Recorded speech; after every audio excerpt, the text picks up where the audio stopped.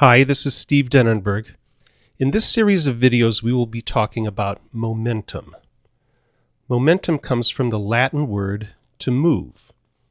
We previously did a series on energy, and here we will be talking about linear momentum. In the upcoming video series on rotational motion, we will talk about angular momentum. So the momentum of an object, often abbreviated with a P for momentum, is its mass times its velocity.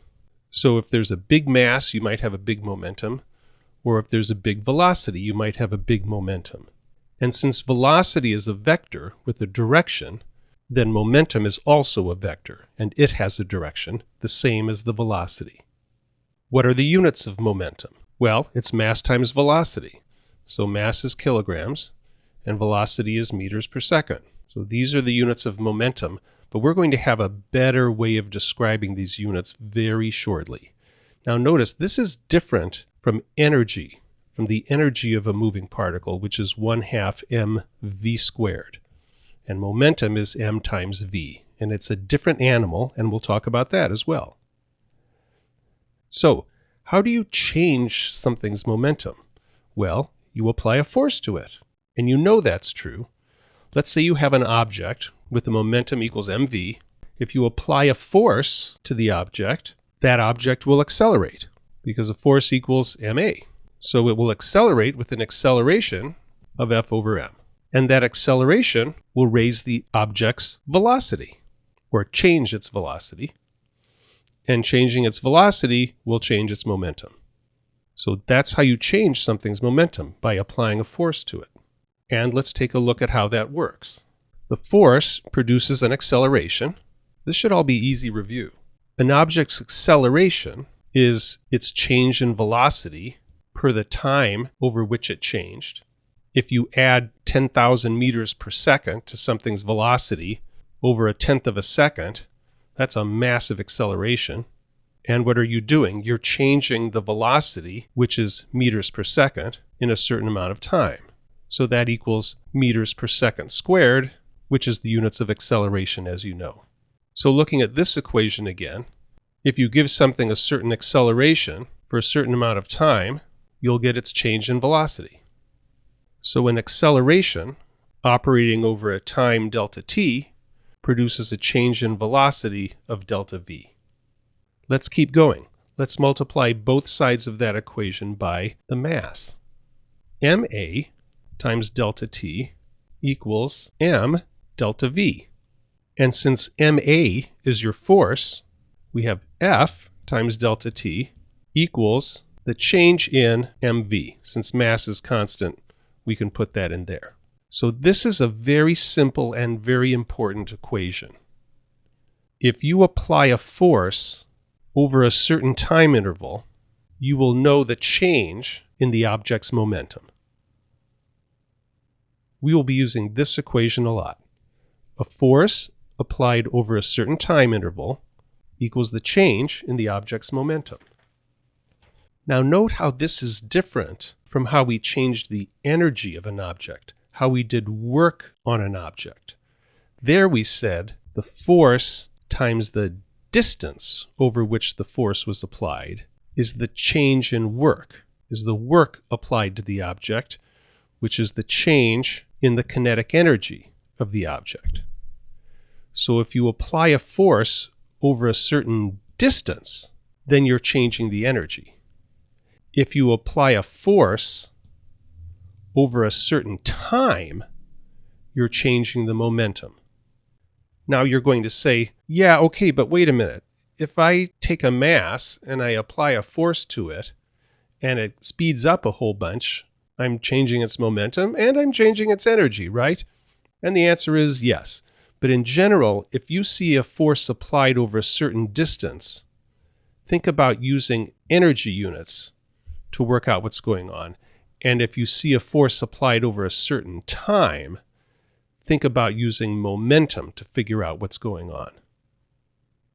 So let's take that equation and do a little something more with it. We're going to say F times t equals the change in momentum. And this gives us a better, more intuitive way to think about the units of momentum.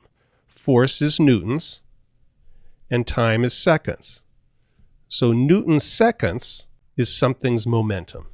That turns out to be the same as mv, kilogram meters per second, but this is a little more intuitive. So if you have an object of mass 1 kilogram and it's moving at 5 meters per second, then its momentum equals mv, which is 5 kilogram meters per second, but we're going to say that's also 5 Newton seconds as our more useful units of momentum. Now let's say that this mass that has a momentum of 5 Newton seconds, it undergoes a force of 3 newtons, and that force is applied for 4 seconds. So the mass's change in momentum equals force times time, which equals 3 times 4 is 12 Newton seconds. And now the mass has 17 Newton seconds worth of momentum. And maybe you want to figure out how fast that thing is traveling.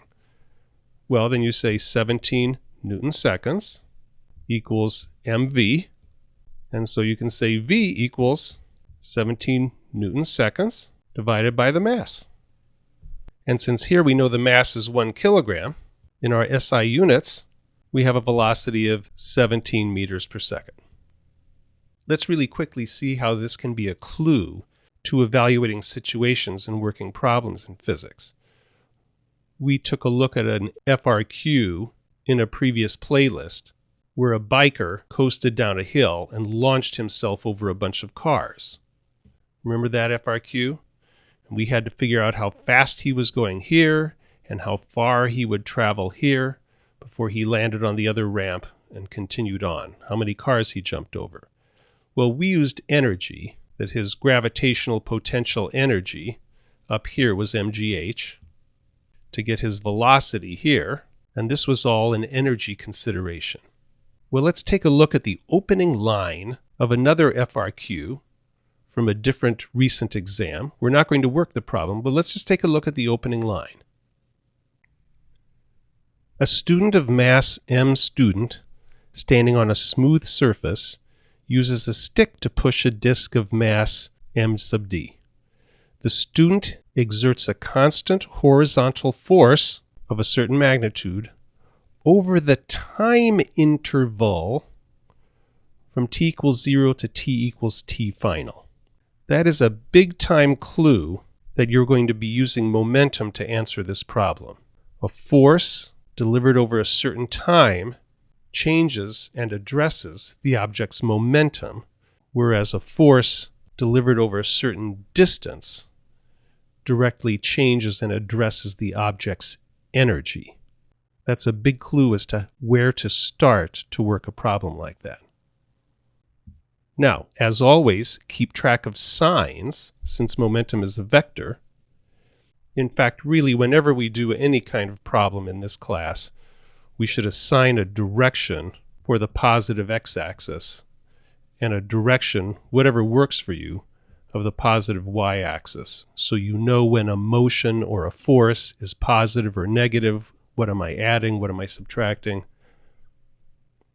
But if we say this is our positive x-axis, and we says an object has 10 Newton seconds of momentum, not negative 10, we know it's heading this way, and it's 10 Newton seconds.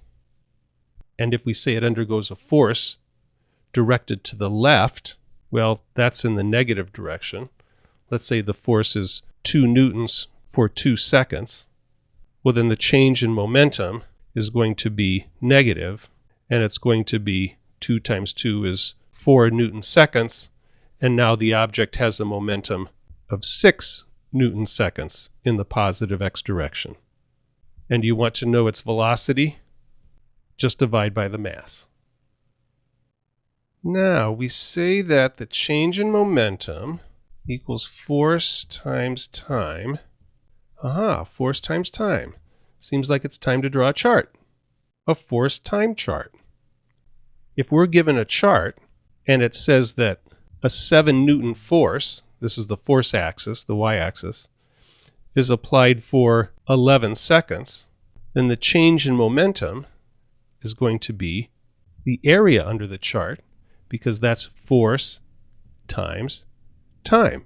And that will be 77 Newton seconds added to the object's momentum because of this force applied over this amount of time. Once again, if you're looking for two things multiplied together, it's like getting the area of a box, height times width. If you're looking for h times w, you're looking for the area under the HW chart. And if you're looking for F times T as your change in momentum, you're looking for the area under the F versus T chart. If the force acting on the object is varying, we don't really care.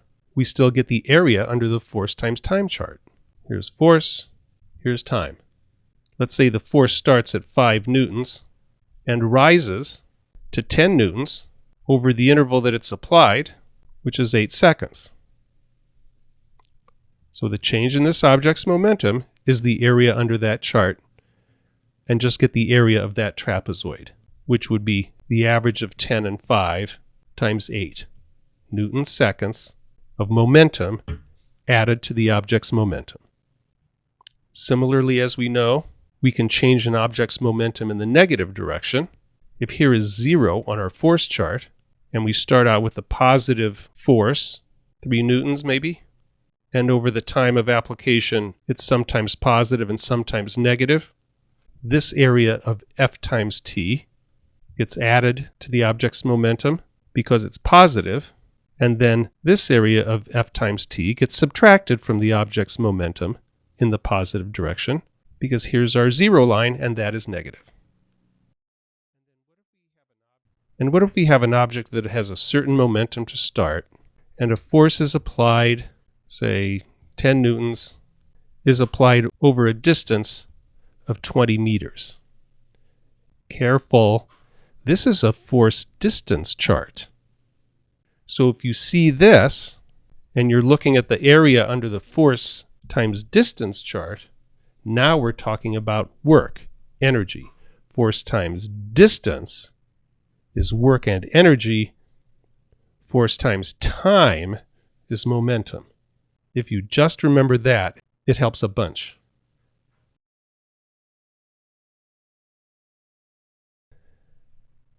Let's take a look at the equations that apply to momentum on the page of equations that they give you at the beginning of the AP Physics 1 exam. We have momentum as a vector equals the mass times the velocity. And we have change in momentum is the applied force times the time during which the force is applied.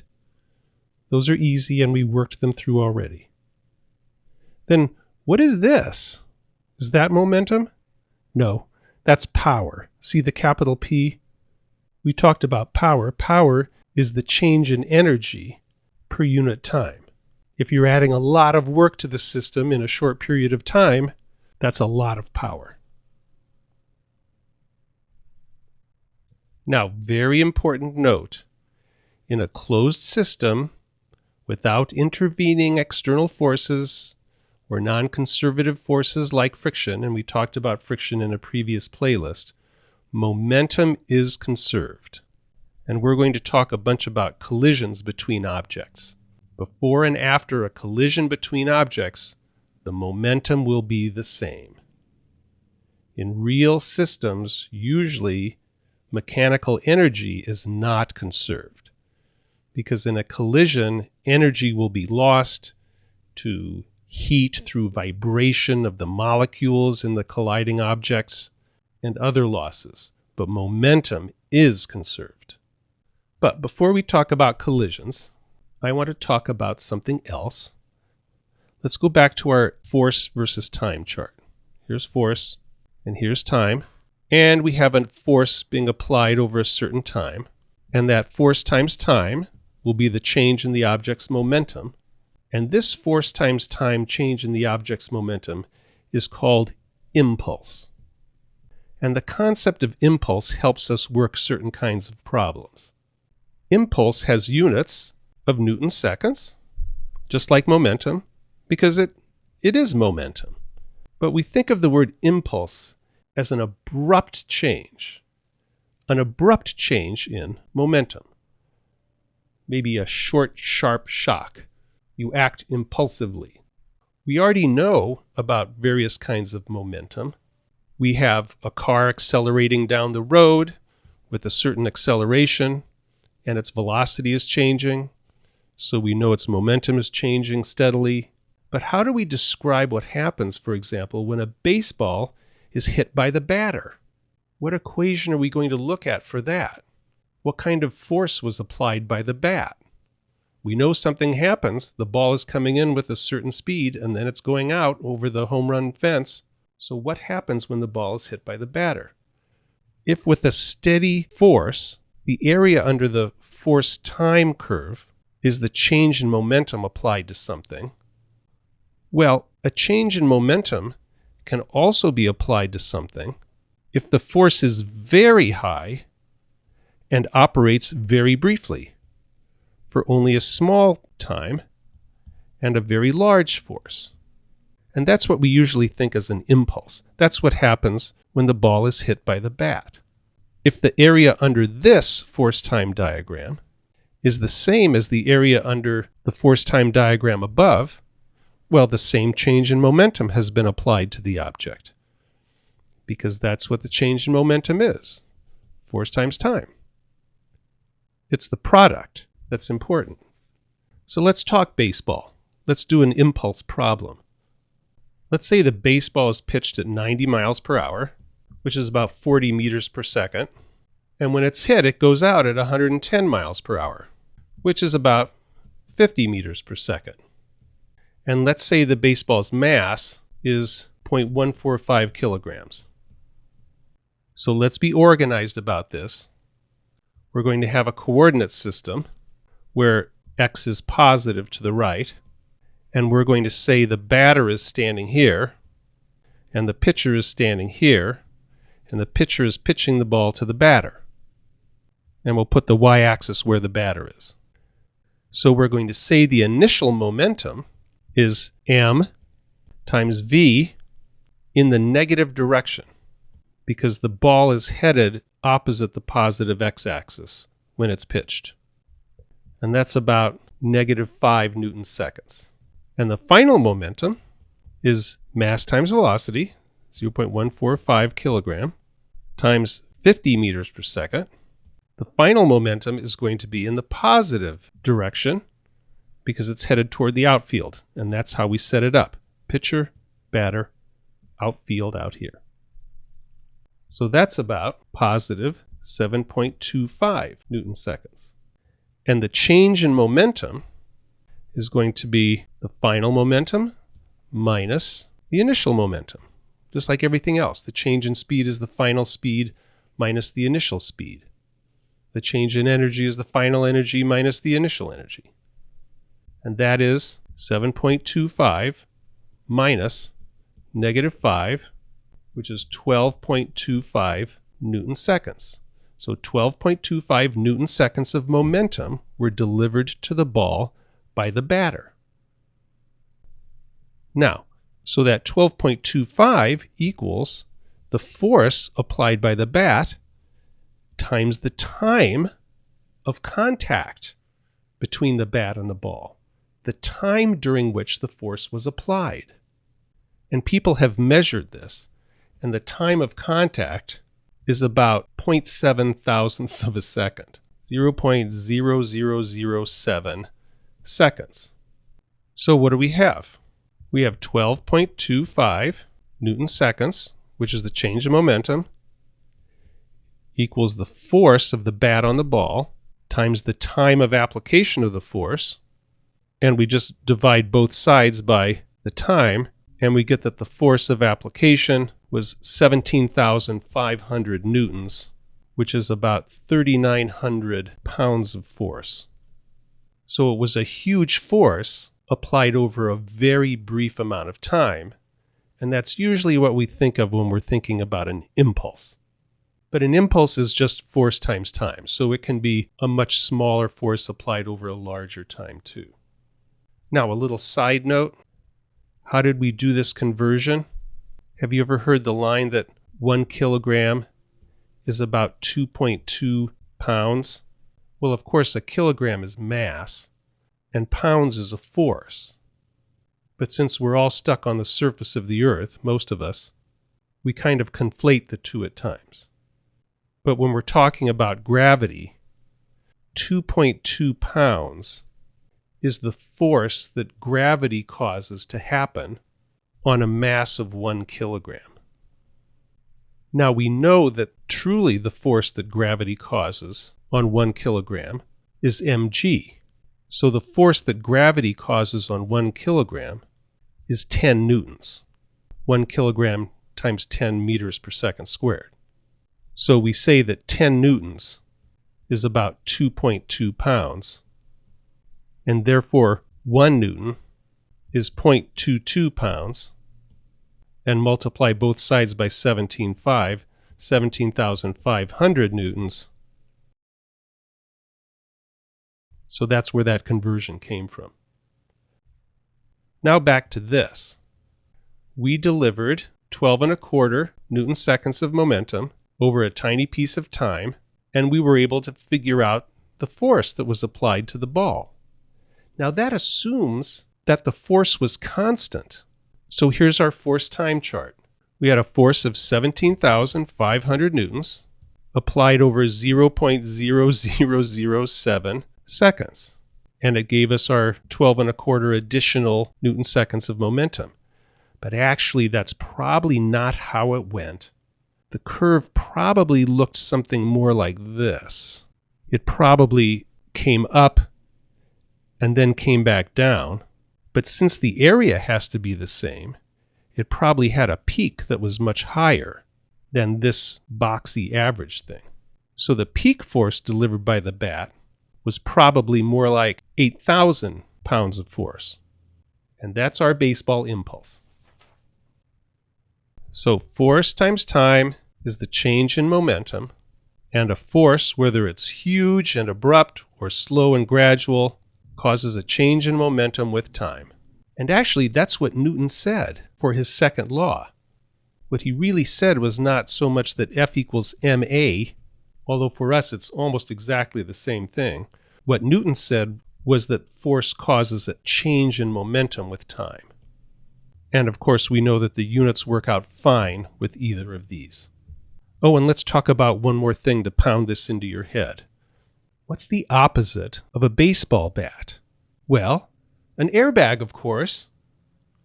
Let's say your car hits an object. Let's say you have a brick wall here, and your car comes in, you're in the car, and the car comes in and it hits this brick wall. Well, as you're cruising down the street, your head is moving with the velocity of the car. And very shortly after this collision, your head is not going to be moving. So your head is going to experience a change in momentum, one way or the other. Its momentum is about to go from mass of head, v, to 0. Now, how are we going to get you there? If your head hits the steering column, that velocity is going to go from the speed of the car to 0 in a very, very small amount of time. The change in momentum is going to be mv. We know what it is, and that equals force times time. And if the time is very small, the force is going to be really huge, and that's bad for you. However, if your head hits an airbag that's between you and the steering column, then instead of this contact being almost instantaneous like a baseball bat, your head is going to be decelerated all the way through here, and it's going to take much, much longer, and the deceleration is going to happen over a much bigger period of time. Time gets much bigger, the force gets much smaller. And that's why airbags are such a good idea. Now, if you're really paying attention, you're going to say, well, yeah, it does. It slows to 0 over a much longer time, but it's also slowing to 0 over a much larger distance, and force times distance is energy, and yes, you're right. But here we're talking about momentum, and I'm making the video so I can do what I want. So now let's talk about collisions. Collisions are really easy. Momentum is conserved. And what does it mean that momentum is conserved? That means the initial momentum equals the final momentum. This, of course, is in the absence of any external forces that might be trying to change the total momentum of the system, like baseball bats.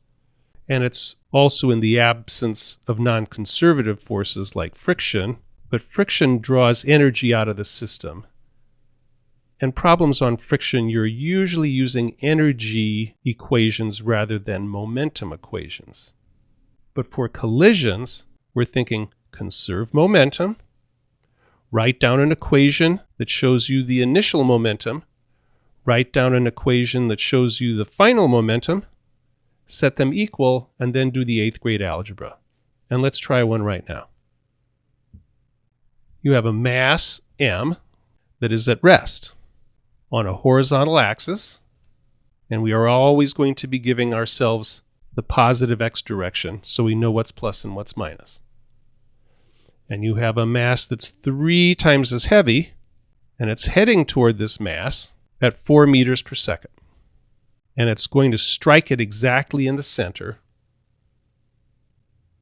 And after the strike, I'm just going to give you that the big mass will be moving at 3 meters per second, having lost a meter per second. And the small mass, having been hit by the big one, is now heading off in this direction at v2.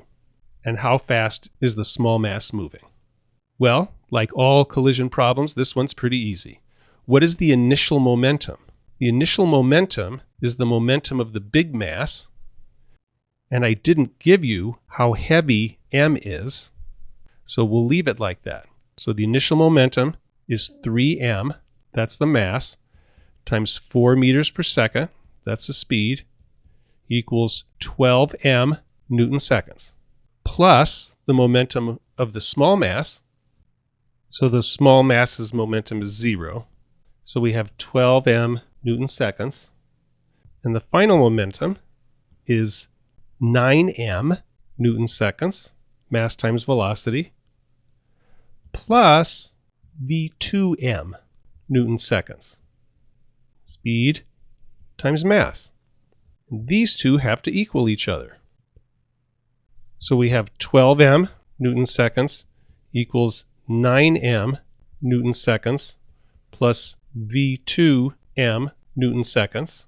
Let's subtract. We have 3m Newton seconds equals v2m Newton seconds. We get to scratch out the m's, and we get v2 equals 3. You can do these problems. Just set the initial momentum equal to the final momentum. If the problem is in 2 dimensions, then you make the x direction momentum conserved, and you make the y direction momentum conserved. So you have a situation where a mass of mass m is heading this way at v sub naught, and it collides off center with another mass m that's sitting here at rest. They collide like this. Let's call this m1 and m2, object 1 and object 2. And after the collision, object 1 is heading this way at v sub 1, making an angle of theta with the horizontal. And object 2 is heading this direction at speed v2, making an angle of alpha with the horizontal. And all you have to do is figure out and conserve the x and y components of momentum. Let's do the y first. This object was at rest. This object had no y component to its velocity and thus no y component to its momentum.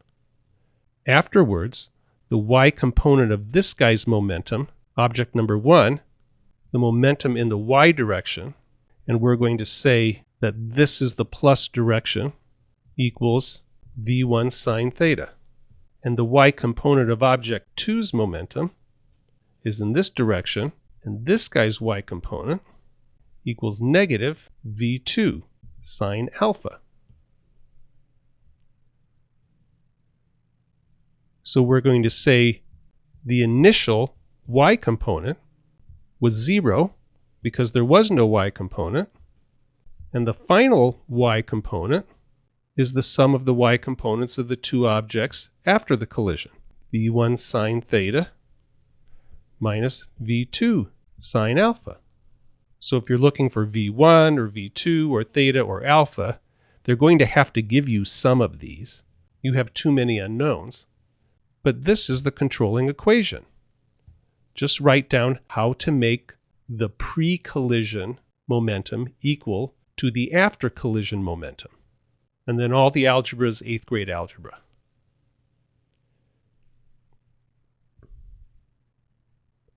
And then, of course, you can do it for the x direction too. The initial momentum in the x direction was m, which is the mass of both of these objects, times v sub naught. And the after collision, the final collision in the x direction, was the x component of this guy's momentum plus the x component of this guy's momentum. Just set the before equal to the after. Maybe the problem will give you the y component of the momentum directly. What if you had a problem like this? You have an object 1 weighing 2m coming in, and it hits another object weighing m, that's object number 2. They collide, and then this guy heads off like this, and this guy heads off like this. And forget v1 and v2 and alpha. They just tell you that the vertical component of object 1's final speed is 3 meters per second. Well, then you automatically know that the vertical component of object 2's final speed has to be 6 meters per second. Because if you have an object weighing 2m with the vertical component of 3 meters per second, it has a vertical component of momentum of 6 Newton seconds.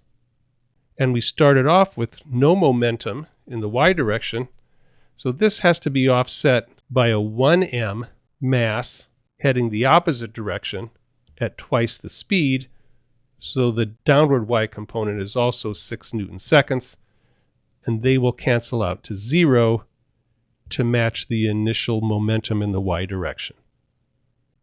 Now these problems can actually get kind of nasty if you have an object coming in at a certain angle, theta, and hits another one that's moving down at a different angle, phi, and then afterwards this guy's moving here and this guy's moving there, and the angles are alpha and beta, and maybe they have different masses. But I don't think you're going to see that on the AP exam because it's just too much math. You write down the before and the after momentums in the x and y direction. You set them equal.